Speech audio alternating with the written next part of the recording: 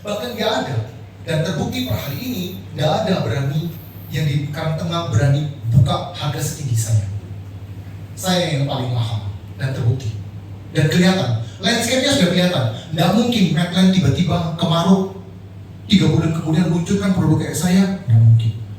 Kamu tahu kenapa? Saya beritahu kepada bos saya, do you know siapa yang akan orang yang paling gembira sekali, paling happy sekali setelah proyek tulis bersih selesai? Siapa? Bos Medland. Bos Medland itu harus doain saya tuh sehat dan laku cepat, harganya setinggi-tingginya. Karena pada unit terakhir nanti yang saya jual, ya, lebar 9 saya di sini ya, oh ini bisa 7 miliar. Ini sebenarnya tematik garden ini. Ini sudah banyak yang booking. Saya belum buka harga di tahap kelima saya, sudah banyak booking. Ini target saya, perkiraan saya jual 7 miliar. Kalau saya bisa jual 7 miliar, Aldo, oh my God. Itu Pak Niti Herman sama Ibu Olivia, mereka bisa, kalkulator mereka bisa itu. Karena kenapa? Roni sudah nggak punya tanah. Roni bisa menciptakan customer yang masuk di harga 7 miliar. Karena Roni sudah nggak ada.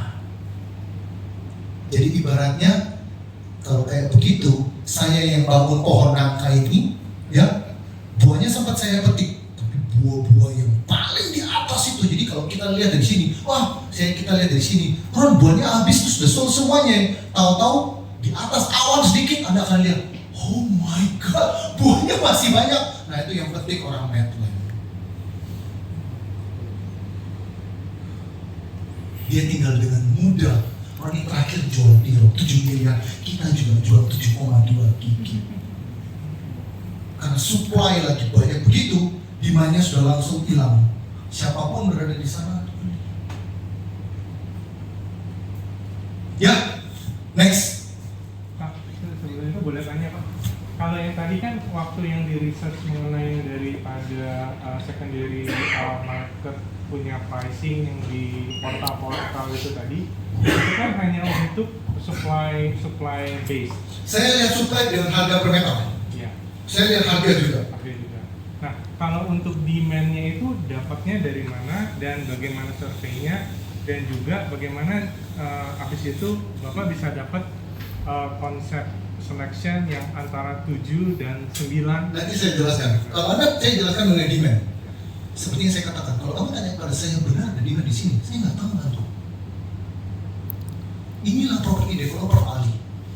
Proyek super block 12 hektar mereka bangun. Kalau ditanya demand-nya ada, nggak tahu mereka. Tentu saja for the show off of confidence mereka say, oh big demand, 11 million backlog. Padahal nggak ada.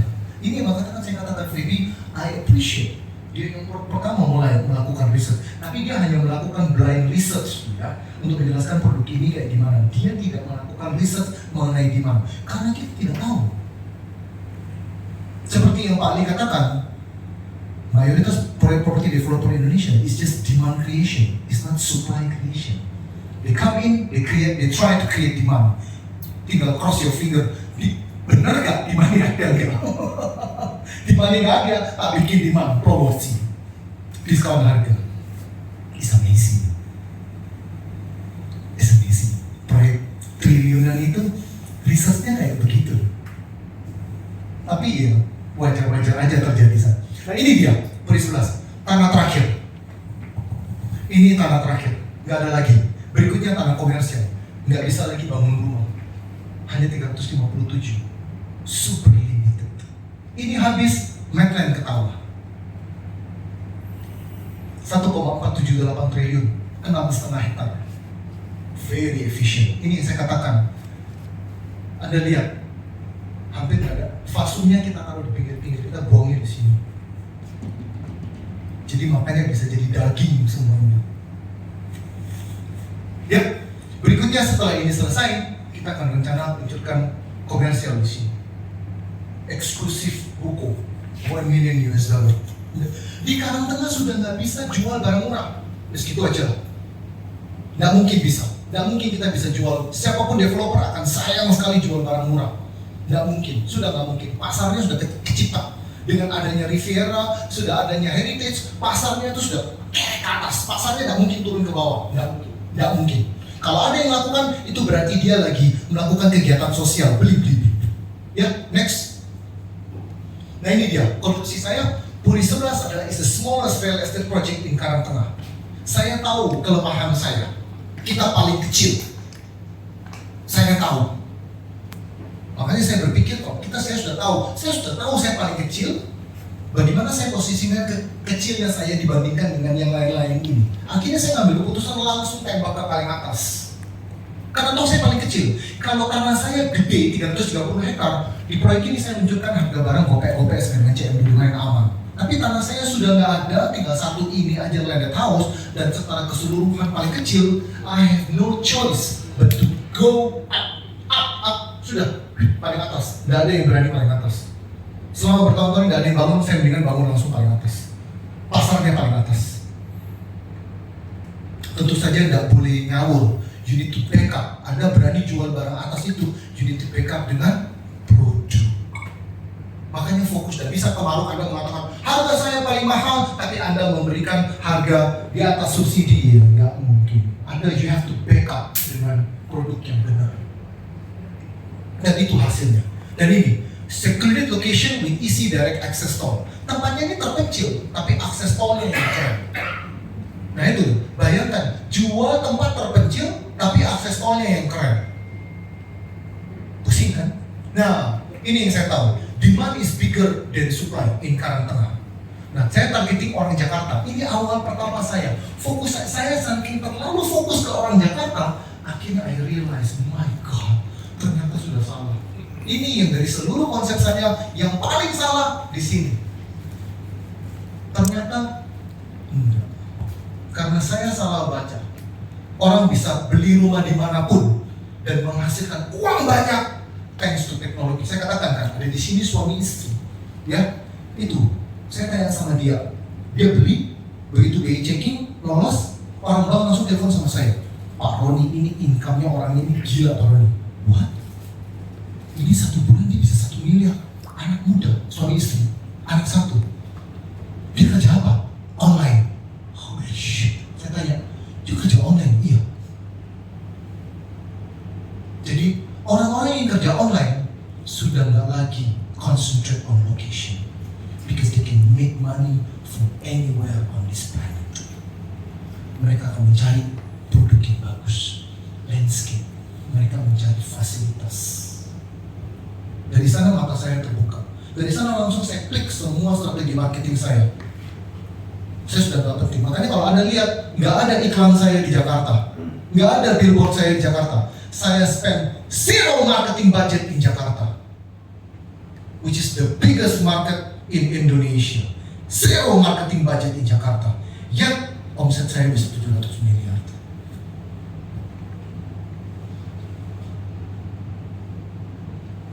Pusatnya dari mana aja Pak?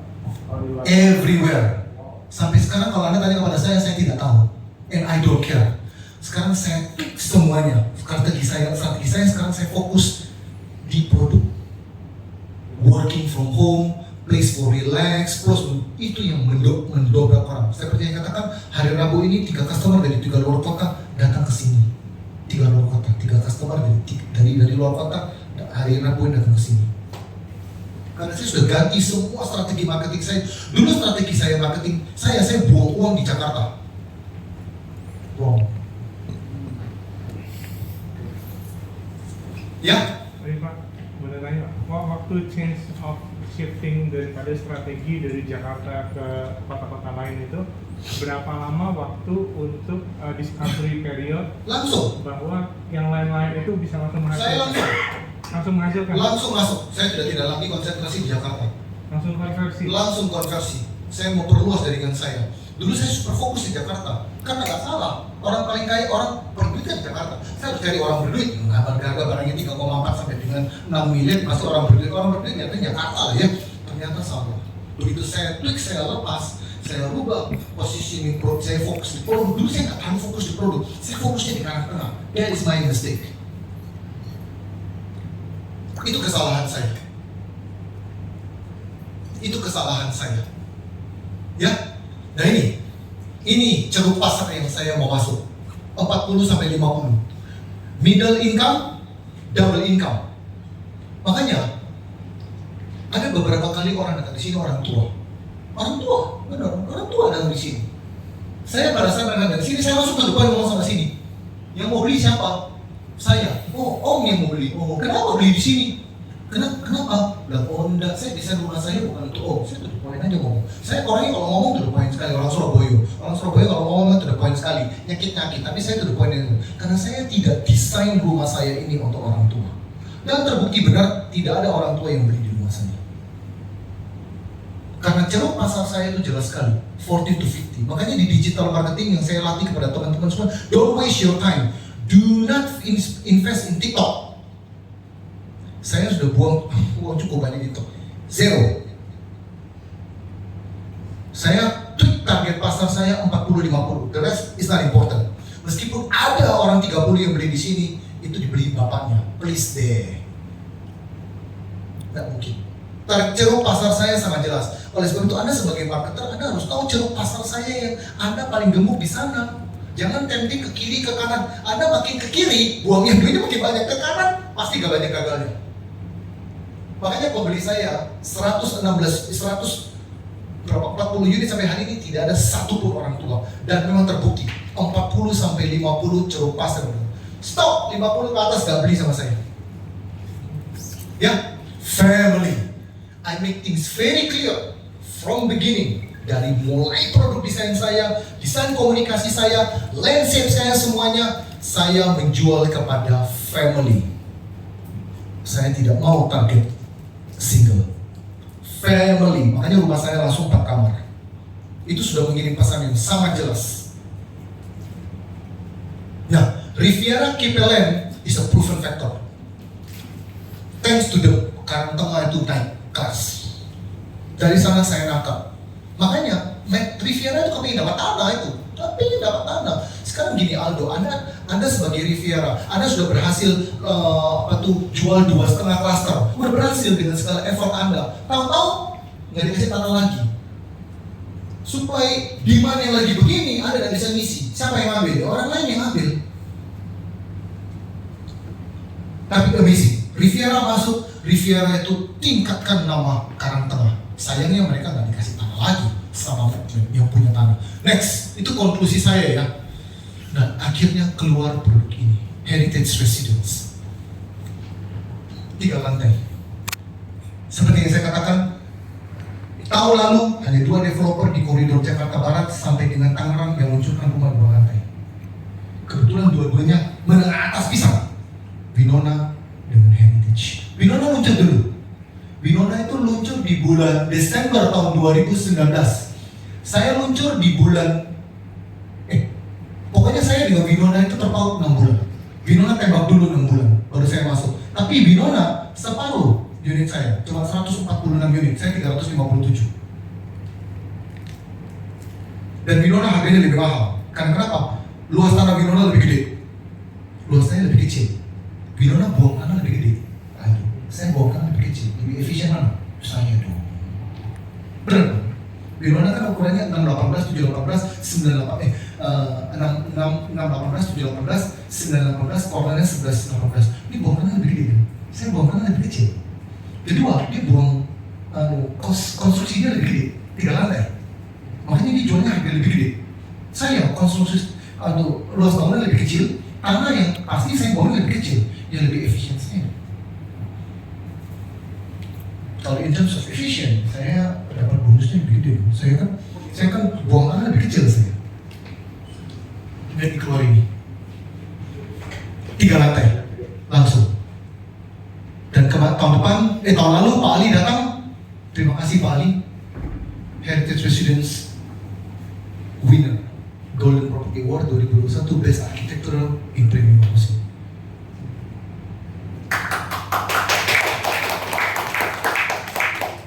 Ya, next.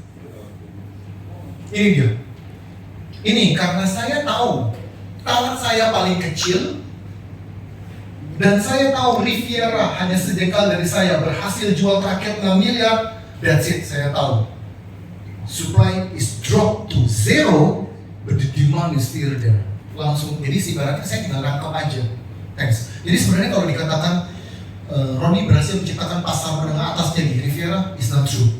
Di Karangtengah is not true. It's the Riviera that creating that. And thank you Riviera. Cuma sialnya dia nggak dikasih tanah lagi. Kalau hari ini dia dikasih tanah lagi, saya nggak berani bangun. Dia kan Capital Singapura, ini kan Gotland lokal. Jadi langsung saya posisikan sebagai the most exclusive private residential landed house in Karangtengah and West Jakarta. Langsung saya posisikan sebagai the most private. Tidak ada yang lebih private daripada saya. So if you're looking for private, this is it. But you have to pay.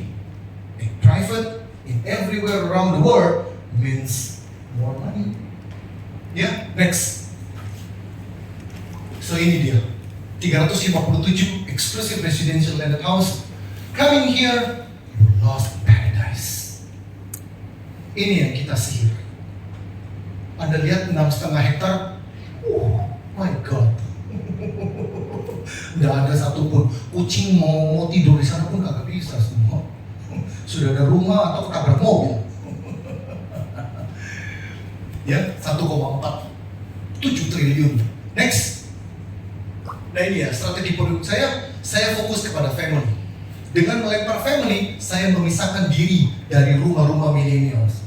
This is not a house for millennials. Millennials, you have a family? Okay. Are you a rich millennials? Okay, come. You poor millennial, get out. Jadi saya benar-benar fokus sekali. Saya menciptakan produk yang fokus sekali, family. Dengan menunjukkan langsung 4 bedroom. Jadi saya menabur genderang perang bahwa saya adalah family oriented. Dan saya tidak akan khianati target itu. Ya, dan ini saya katakan, sebelum COVID, rumah mempunyai 2 fungsi, hanya untuk living dan eating. Setuju ya? Setelah COVID dan pasca post COVID, rumah menjadi living, eating, working, and relaxing. Itulah muncul 3 lantai. Itulah muncul 3 lantai. Itu yang memenangkan hati banyak orang. Begitu dia datang, saya bisa lihat suaminya ngomong, wah, gue bisa kerja di sini nih, anak-anak di bawah gue bisa kerja di sini, gue bisa merokok di sini. Oh my God, lantai 3 saya horornya banyak di sana. Ya, semua kamar bisa masuk queen size bed.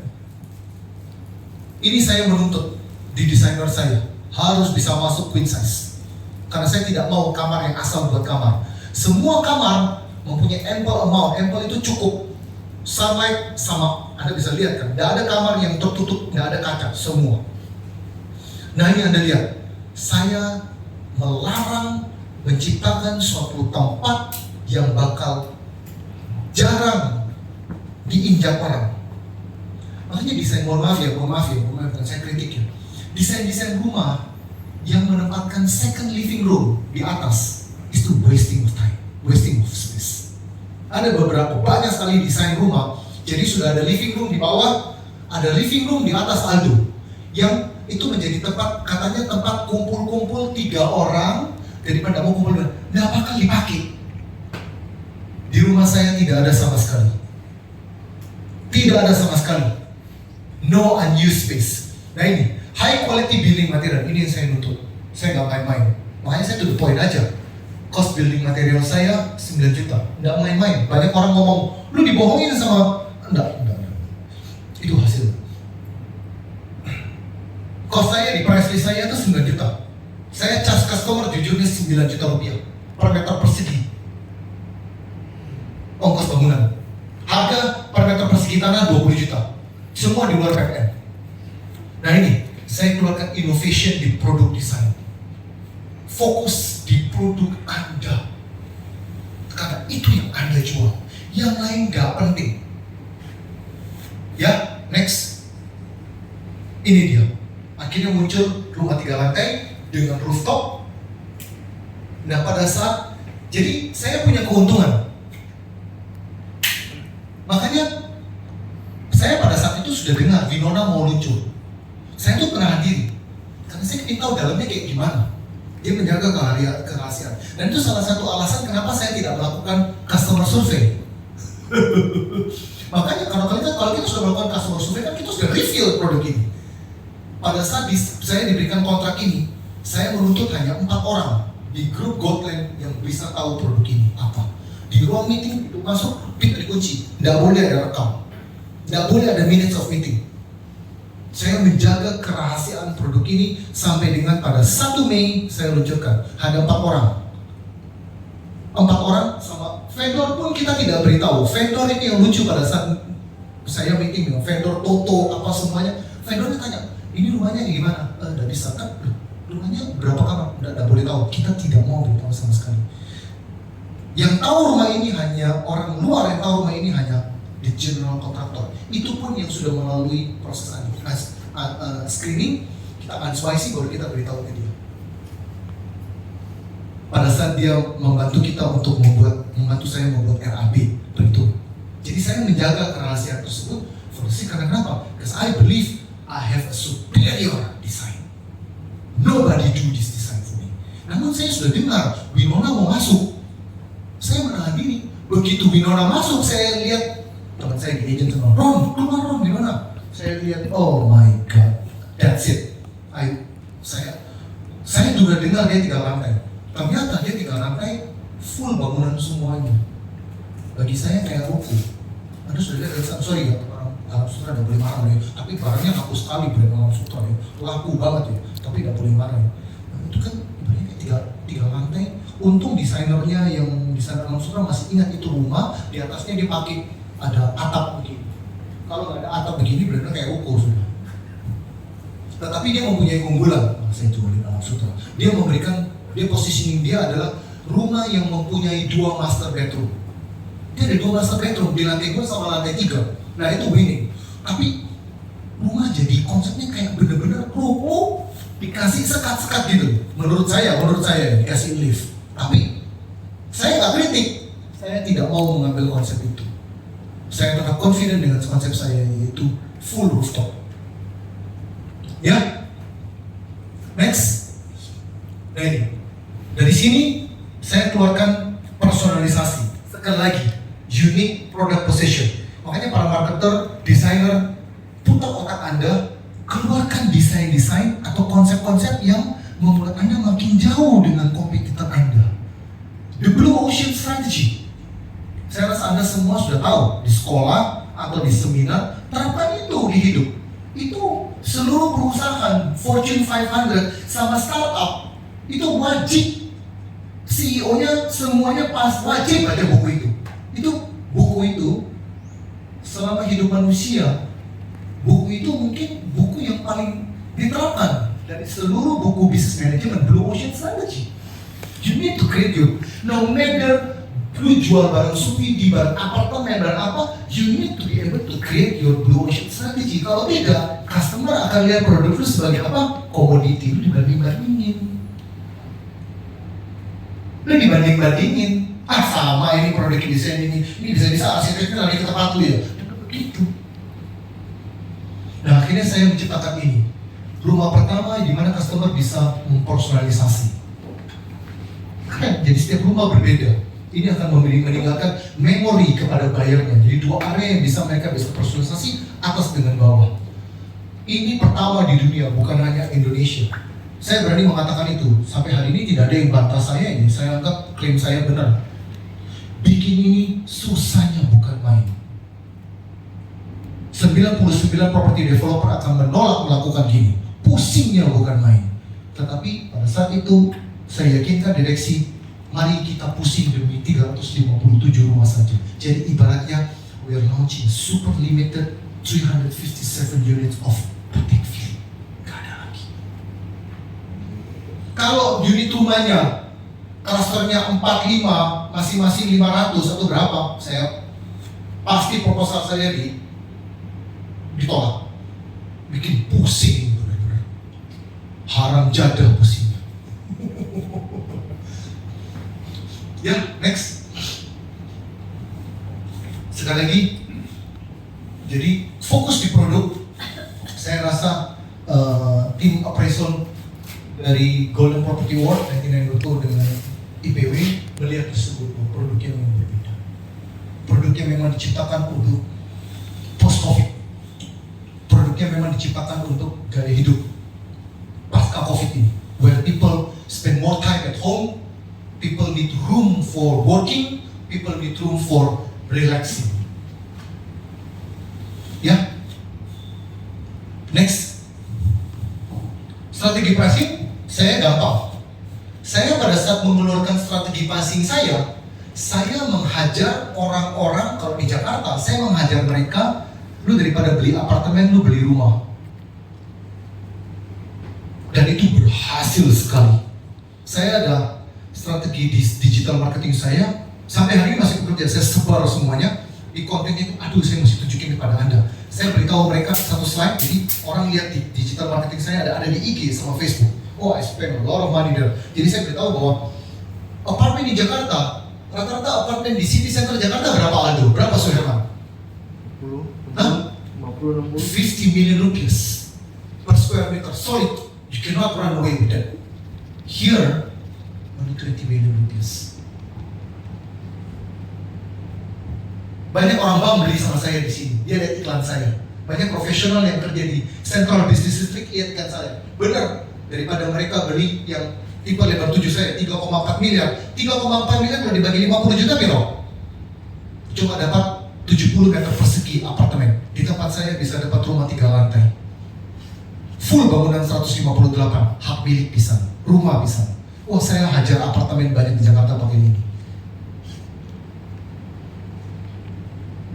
Jadi, value driven pricing strategy. This is important. Saya beritahu kepada Anda ya, pembeli customer makin lama makin muda. Setuju ya? Ini kayak Pak Helmi, kayak Bapak. Sorry, yang tua-tua bukan berarti saya. Yang tua tuh nggak beli properti. Kayak nyokap saya orang tua saya sudah 78 nggak beli properti. 60 sudah nggak beli properti. Aldo, yang beli adalah you. You are the future buyer of Indonesia property developer. Anybody yang pokoknya lahir tahun 90 itu generation apa? Baby boomer saya umur 70. Saya umur 70, sekarang berada di puncak karirnya 50. 10 tahun lagi saya nggak beli properti. Jangankan 10 tahun lagi, saya 5 tahun lagi nggak beli properti. Ngapain? You cannot create product for me because I don't buy. Jangan bikin produk untuk saya nggak beli. Bikin produk adalah orang di bawah saya. Saya baby boomer tahun 70. 70, 80 itu baby boomer. 90 itu mulai millennials. Nah, millennial umur 90, mereka berumur berapa? 30 tahun. Nah, itu lu ciptakan produk-produk kayak begitu. Saya tidak percaya, saya saya tidak percaya menciptakan produk untuk generasi X, Y, Z, umur berapa? 28 dan 30. Kamu beli. They buying property because of emotional. Be careful selling to them. Why? Kenapa? Hati-hati menjual. Jadi ada orang yang mengatakan milenial nggak bisa beli properti. It's true and it's not true. Itu karena karakter mereka nggak bisa properti. Kamu tahu kenapa? Kamu tahu kenapa sulit menjual properti untuk orang di bawah umur 30 sampai 35? Kenapa? Kenapa? Income? No. Sekarang income lagi gede-gede. Kerja di startup income gede-gede. Mereka mobile. Apa? Mobile. Thank you Pak. Thank you so much. They changing job like hell. Setahun lagi kerja 3 kali. Kalau yang sudah berkeluarga, Pak? Kalau berkeluarga bisa, tapi berkeluarga pun juga ganti-ganti kerja. Karena kenapa? Wajar. Ganti kerja bukan negatif. Adalah dapat gaji lebih gede. Tetapi the problem dengan gaji kerja, dia pada saat beli properti di sini, ya karena dia kan dekat dengan kerjaan dia sekarang ini. 3 bulan kemudian dia ganti kerja, terlalu jauh, dia pindah. Apalagi kalau perusahaannya menerapkan work from office, game deal. Apa yang terjadi? Dia mulai tinggalkan rumahnya. Nah, itulah yang makanya saya tanyakan. 2 tahun terakhir perumahan-perumahan di Cisauk, di Parung Panjang meledakkan semuanya. Lihat promosi mereka di digital marketing dan pada saat keliling. Beli rumah di sini jauh nggak apa-apa kan, bisa working from home. Sekarang kan sudah disuruh masuk kan kerja. Itu gimana rumahnya? Nanti Itu gimana tuh? Lihat tuh duku atas, train sudah full semuanya. Itu game itu. Apa yang terjadi? Saya bahkan dengar dan itu benar. Mereka Senin sampai dengan Jumat mereka ngekos, pulang baru mereka pulang rumah mati. See, di Indonesia, di dunia, tidak ada status quo, tidak ada yang konstan. Everything change, you have to change. Makanya saya paling takut jual ke mereka, Pak. Karena gitu, begitu mereka makin terlepas dari rumah itu, mereka anggap, jual aja. Atau gantikan, mau jual setengah mati. Kalau yang proyek baru Bapak, yang 40 meter itu target marketnya kemana Pak? Oh, saya jual rumahnya saya itu yang di, nanti saya bakal pegang proyek di Tangerang itu City Center. Saya jualkan rumah 4x10, 2 lantai, pakai rooftop juga. Saya sudah pendukung berat rooftop, tapi rooftop yang saya satu ini rooftopnya cuma saya kasih dam aja. Saya nggak mau invest. Target. Tapi saya promosikan sebagai rooftop. Itu harganya mulai 1,2. Oh, berarti milenial termasuk. Untungnya developernya cuannya gila. Tapi kenapa saya luncurkan 1,2? Karena saya mau mengirim pesan, saya mau jual kepada end user yang berdua. Beberapa orang sampai tim saya sudah mengatakan orang gila jual segitu. Tidak bakal laku. No, saya percaya laku. Karena saya tidak mau menjual rumah di bawah 800 juta. Susah cari target pasarnya. Dan target pasarnya itu di bank susah dapat fasilitas kreditnya. Ya, next. Nah ini dia strategi promosi. Nah, kalau ada yang bertanya kepada saya, Ron, kok Heritage gak pernah pameran, Ron? Anda pernah lihat pameran Heritage? Kalau Anda pernah lihat, luar biasa itu. Anda pernah lihat pameran Heritage? Saya sejak COVID sudah anti pameran. Bagi saya pameran is a wasting of money. But saya lihat banyak property developer ngasih buang pameran. To me pameran is a wasting of money. Pameran is like a shotgun approach. You know what shotgun approach di marketing? Shotgun approach is that kamu ambil besok kamu tembak semua orang. Orang yang nggak punya duit, agak punya duit, mau beli rumah, nggak punya rumah, yang nggak punya rumah, kamu tembak semua. Itu biaya marketing kamu. Billboard is a shotgun approach. Television is a shotgun approach. Pameran di mall is a shotgun approach. Konversinya, if you're lucky. Saya memilih untuk tidak melakukan itu. Jadi omset saya 700 miliar tidak ada satupun datang di pameran. Karena saya percaya bahwa kemajuan teknologi bisa membuat saya untuk menemukan targeted customer. Why should I go to pameran yang saya tidak tahu ada pameran di Pudekina Mall. Sekarang lagi sombong sekali Pudekina Mall, Pak. Pada saat COVID dia waktu pameran dikasih 10 juta. Sekarang meledak 80 juta. Saya disuruh bayar 80 juta 1 minggu. Saya lihat customernya pakai celana pendek, pakai jas, pakai ini customer aku diuji. Marketing saya nanti ya kayak dulu. Boleh ya, bagi brosur. Akhirnya flyer semuanya di tong sampah. Saya sudah tinggalkan cara itu. Ronnie Wisan sudah tinggalkan cara itu. Eksklusif and targeted. Nah ini dia. Fokus on education, not hard promotion. Cicilan tanpa DP boleh-boleh saja. Kamu lakukan itu, 1000 developer juga lakukan itu. Kamu mengatakan DP kecil, Aldo mengatakan 0 DP. Sebelah ibu mengatakan DP dibayarin, mate kalah kok. Kalau ngomong DP kecil, ini 0 DP. DP dibayarin, mate dibayarin. Berikutnya, rumah dibayarin. Fokus on education. Focus on education. Your marketing strategy, your marketing communication, di YouTube focus on education. Tidak cukup Anda memakai. Saya nggak pakai influencer. Saya orangnya paling anti pakai influencer. Kamu tahu kenapa? Saya paling anti pakai influencer. Apalagi bayar. Nggak bayar ini gue nggak butuh kok. Tapi mana ada influencer nggak bayarin? Saya orangnya paling anti pakai influencer. Selama saya memimpin proyek tidak pernah pakai influencer. Kamu tahu kenapa?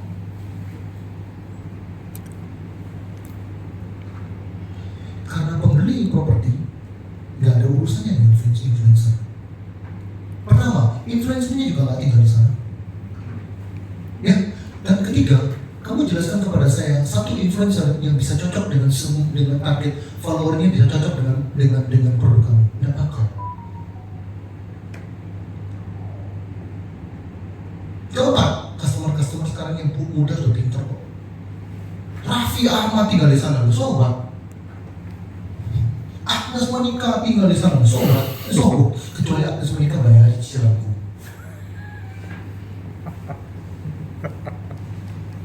Seluruh proyek properti yang menggunakan infrastruktur is always short term efeknya.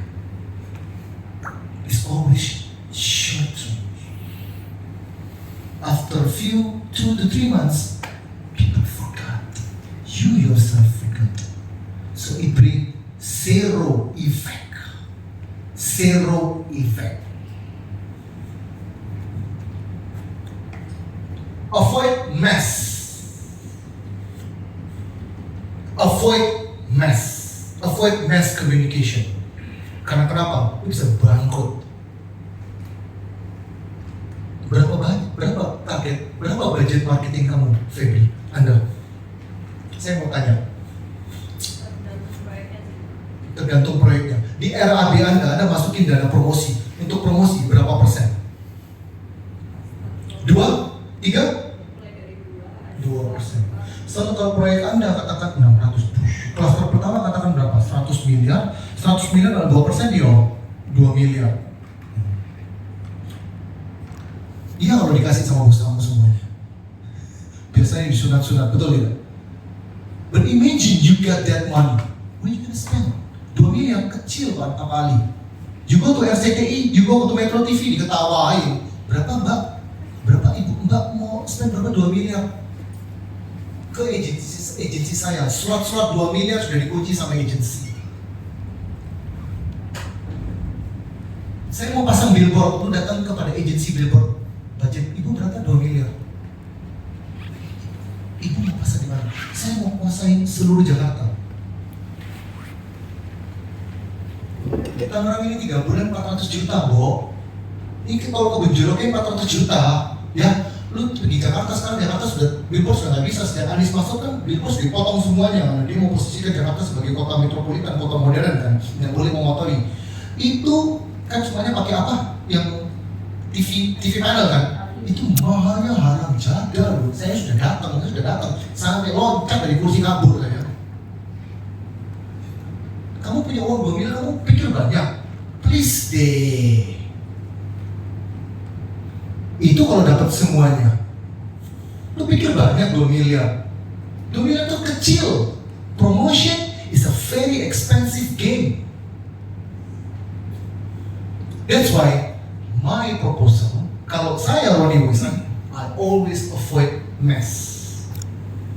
Karena I know I will not get the money, the support from the big boss. Why should I ask? Gak bakal dikasih. Nah makanya marketer harus jago dalam hal ini. Number one, digital marketing. Agree. Any project right now doesn't spend in digital marketing, saya bingung dapat customer dari mana. Dan you invest di digital marketing pun selalu ada problem di conversion, betul nggak? Nah, listen, digital marketing is only a channel for you to communicate what is it you want to say to them. It doesn't automatically bring you money. Pada saat itu, you have to look into your process. Siapa yang terima leads tersebut? Dia ngomongnya apa? Dia gimana follow up? Dia gimana bisa bikin orangnya datang? Oh itu long journey. Kamu tidak terapkan orang yang tepat, leads kamu hancur semuanya. Saya sudah jalankan proyek ini. Anda tahu berapa leads saya satu bulan? Tebak, ada yang mau tebak?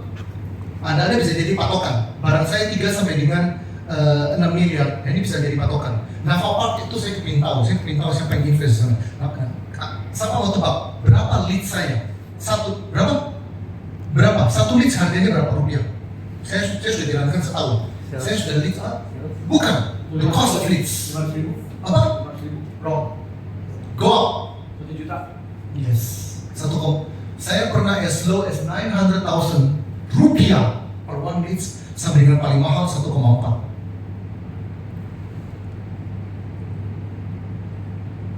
Ayo, jadi kalau mau main proyek ini, duitnya harus sakit. Ini harus sakit. Pertama, kedua harus jago di convert, kalau enggak uang hilang semuanya. Jadi kalau saya taruh 20 juta satu bulan, saya cuma dapat leads rata-rata cuma 17. Nah 17 tinggal jago-jagonya saya dan hoki, langit lagi bersyukur, lagi dikasih apa, closingnya berapa. Barang makin mahal di digital marketing, leads makin mahal.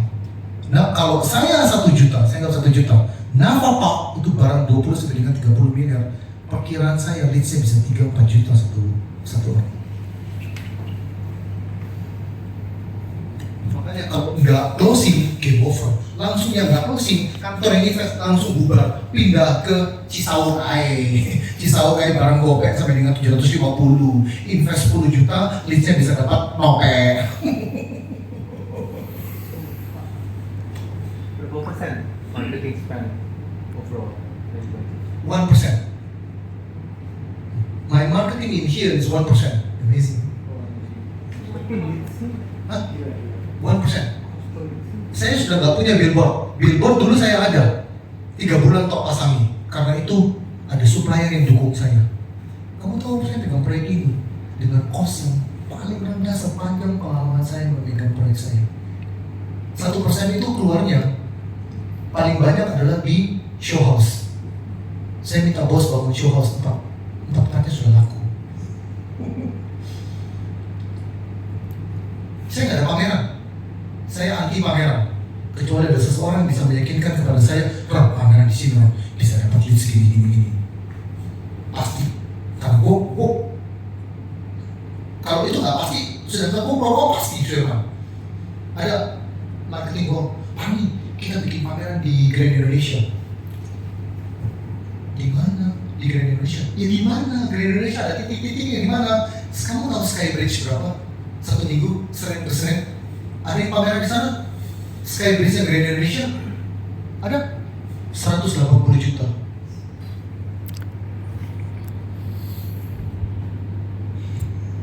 Bayar langsung. Seminggu sebelum datang, cash 180 juta habis. Saat minggu tau. Ayo. That's why my suggestion to you, avoid mess. Karena kamu pasti gak kuat. Kecuali papa drop kamu duit terus. Gak apa-apa. Thailand memangnya banyak. Kalau enggak, jebol. Ya, next. Penjualan. Agent per hari ini mewakili 62% penjualan saya. Luar biasa, puji Tuhan. Saya katakan kepada Anda, proyek yang agent kontribusinya banyak, proyek itu sehat. Cost kamu rendah. Karena everything is variable. Proyek yang agent gak dukung, in-house kamu netein terus. In-house kamu teriak, badan kamu sepi, in-house kamu kan minta kamera, minta ini, minta digital marketing. In-house itu apa sih fungsi in-house? Fungsi in-house itu adalah customer service, melayani walk-in. Makanya in-house yang nggak bisa jualan, ada dua cara analisa dia. Memang in-house goblok, ya. Kedua, galerimu sepi. Nah kalau galerimu sepi, big boss harus bikin rame. Jangan, kalau namanya ada developer manggil in-house, udah hire lu, saya kasih gaji lu, bikin rame, bisa lama. Nah bikin rame itu mahal. Pesta durian, masih ada pesta durian. Masih ada yang bikin pesta durian. Masih ada ya? Lu mau sediakan berapa kilo durian? Sediakan 20 kilo.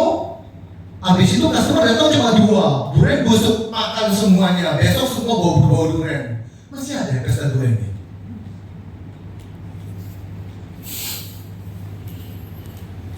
Bayangkan saya bikin durian di sini. Pesta bubble tea. Jadi project yang agent penjualannya kontribusinya gede, itu proyek sehat. Apalagi dengan keadaan sekarang. itu proyek sehat. Jadi bagi proyek yang izinnya nggak banyak, marketingnya harus kembali ke kantor, pikirkan bagaimana bisa bikin agent nempel sama gua. Komisi, please deh. Ada proyek yang kasih komisi agent 6%. You know, the more percentage commission you give to agent, the more they will run away from you. Kok bisa? Loh, kok bisa nih? Agent kan maunya komisi gede.